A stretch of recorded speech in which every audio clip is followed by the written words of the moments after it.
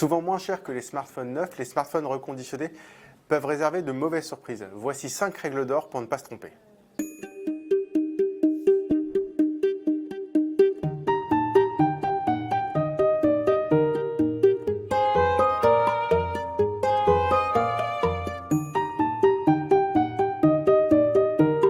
Certaines plateformes proposent elles-mêmes de reconditionner les smartphones et d'autres font office de place de marché où elles mettent en relation le client avec d'autres entreprises.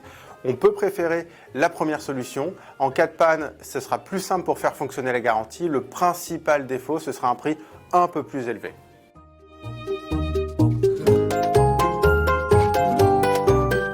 Deuxième règle d'or, vérifier l'état du mobile. Est-ce qu'il est comme neuf? Est-ce qu'il est abîmé? Malheureusement, ces appellations ne sont pas harmonisées entre les sites, donc il faut bien regarder s'il y a par exemple des rayures, des micro-rayures sur l'écran ou s'il peut y avoir des coups par exemple sur la coque.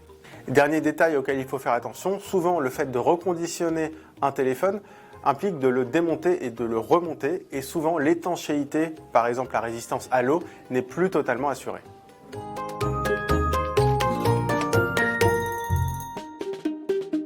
Est-ce que la batterie est neuve? Est-ce qu'elle a été remplacée?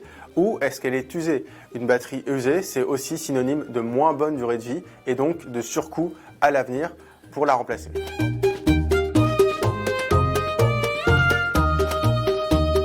Acheter un smartphone reconditionné, c'est aussi acheter des accessoires et il faut que ces accessoires soient de bonne qualité. Est-ce que ces accessoires sont d'origine ou pas? Il faut faire très attention. Et surtout, est-ce que ces accessoires sont certifiés aux normes européennes? Parce que si ce n'est pas le cas, ils peuvent même s'avérer dangereux.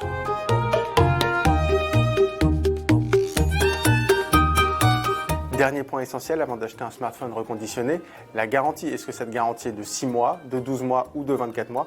Ça dépend de la plateforme, mais il faudra aussi y faire très attention.